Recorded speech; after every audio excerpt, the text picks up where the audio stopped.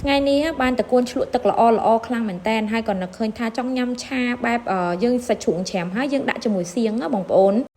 ដឹងអត់ថាវិធីធ្វើឲ្យតកួនរបស់យើងកុំឲ្យឡើងពណ៌ខ្មៅហើយនៅតែស្រួយឆ្ងាញ់ណាយើងធ្វើវិធីបែបណាដឹងកុំភ្លេចមើលវីដេអូនេះទាំងអស់គ្នាជាដំបូងយើងយកតកួនរបស់យើងនឹងយើងយកវាមកដំតិចអញ្ចឹងមកហើយកាត់វាជា3និយាយទៅតាមប្រវែងតកួនដែលយើងមានណាបើសិនជាវែងយើងកាត់វាជា3កាត់អីតាមនឹងទៅលេលោកធ្វើមិនឲ្យញ៉ាំស្រួលយើងដំហើយយើងយកវាទៅលាងទឹកសិនយើងលាងទឹកវាហើយរៀងច្បាច់តិចណាដើម្បីឲ្យវាចេញជ័រនៅពេលដែលនាងខ្ញុំលាងទឹកហើយហ្នឹងនាងខ្ញុំស្រង់វាដាក់កញ្ច្រែងសិនមកបន្ទាប់មកទៀតគឺនាងខ្ញុំចាក់ចូលទៅក្នុងម៉ាងវិញបន្ទាប់មកនាងខ្ញុំធ្វើការត្រាំវាចោលសិនណាបងប្អូនដូចខ្ញុំបញ្ជាក់អញ្ចឹងពេលដែលយើងលាងយើងច្បាច់វាតិចដើម្បីឲ្យវាចេញជ័របន្ទាប់ពីនាងខ្ញុំដាក់តកួនត្រាំចោលនាងខ្ញុំងាកមកហាន់សាច់ជ្រូកយើងវិញសាច់ជ្រូកថ្ងៃនេះនាងខ្ញុំយកសាច់ស្មាមុខនាងខ្ញុំអត់សូវយកសាច់3ជាន់ទេពេលដែលឆាយកសាច់3ជាន់វារៀងតលន់ណាបងប្អូនអញ្ចឹងនាងខ្ញុំជ្រើសរើសសាច់ស្មាមុខហ្នឹងដើម្បីយកមកឆាហើយសាច់ហ្នឹងក៏វាមានជាប់ខ្លាញ់តិចដែរបន្ទាប់ពីនាងខ្ញុំហាន់ជាចំណិតទូចហើយនាងខ្ញុំធ្វើការចិញ្ច្រាំវាព្រោះពេលដែលយើងឆាតកួនជាមួយ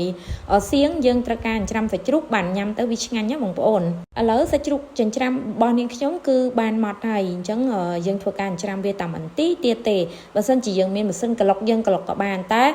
ម៉ាស៊ីនក្លុកម៉ាស៊ីនកិនហ្នឹងវាអត់សូវឆ្ងាញ់ដូចពេលដែលយើងច្រាំដៃទេគាត់ថាច្រាំដៃយើងចំណាយពេលហើយប្រើកម្លាំងបន្ទាប់ពីនាងខ្ញុំច្រាំសាច់ជ្រូកហើយនាងខ្ញុំក៏យកខ្ទឹមសរបស់យើងហ្នឹងមកដំដើម្បីយកវាទៅឆាជាមួយសាច់ណាបន្ទាប់មកទៀតគឺខ្ញុំប្រើជាមួយនឹងម្ទេសយើងហ្នឹង3គ្រាប់បងប្អូនម្ទេសស្រស់យើងហ្នឹងម្ទេសហិលណានេះបងប្អូនអត់ចេះម្ទេសមិនបាច់ដាក់ក៏បានដែរពីនាងខ្ញុំរៀបចំគ្រឿងហើយនេះបងប្អូននាងខ្ញុំស្រង់តកួនយើងចេញពីទឹកហើយមើលពណ៌របស់វានៅស្អាតល្អ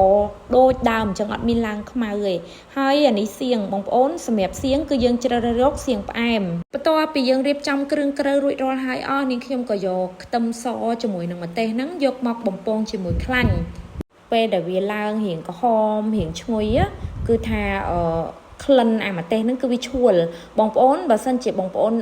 ចាញ់ក្លិនឈួលម្ទេសកុំតន់ដាក់ម្ទេសចាំដាក់តាមក្រោយបន្ទាប់ពីនាងខ្ញុំលីងបំពងខ្ទឹមជាមួយម្ទេសហើយនាងខ្ញុំក៏បានចាក់សាច់ជ្រូកដែលនាងខ្ញុំចិញ្ច្រាំហ្នឹងចូលទៅបងប្អូនសម្រាប់គ្រឿងទេសនាងខ្ញុំអត់តន់ដាក់ទេនាងខ្ញុំចាំលៃលោកពេលដែលយើងដាក់សៀងហើយព្រោះដោយសារសៀងវាមានជាតិប្រៃជាតិផ្អែមនៅក្នុងនឹងរួចជាការស្រេចទៅតែកាលណាយើងដាក់គ្រឿងច្រើនពេកវាអាចទៅជាឆារបស់យើងនឹងអត់ឆ្ងាញ់ឥឡូវនាងខ្ញុំចាប់ផ្ដើមដាក់គ្រឿងទេសចូលនាងខ្ញុំដាក់ប៊ីចេងបន្តិចបន្ទាប់មកនាងខ្ញុំដាក់ជាមួយនឹងស្ករសហើយបន្ទាប់មកទៀតគឺដាក់ជាមួយនឹងប្រេងខ្យង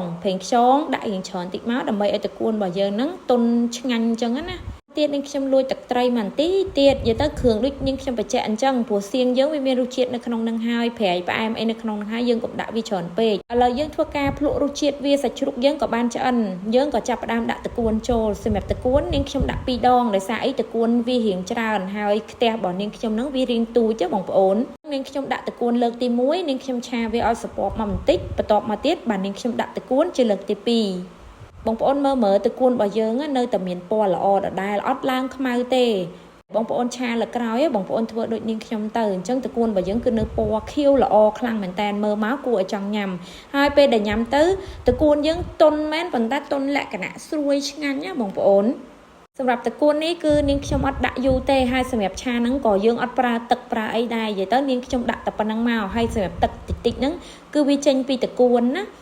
មុខនេះគឺថាឆ្ងាញ់ប្លែកតែម្ដងឥឡូវមុខម្ហូបរបស់យើងគឺបានឆ្អិនហើយបងប្អូនមើលពណ៌តកួនមើលពណ៌ទៅគឺថាចង់ញ៉ាំតែម្ដងពេលដែលឆាឆ្អិនហើយយើងចាប់ផ្ដើមដួសដាក់ចានមកដើម្បីទុកញ៉ាំនិយាយពីថាក្លិនសៀងនឹងវាឈ្ងុយអើយសែនឈ្ងុយ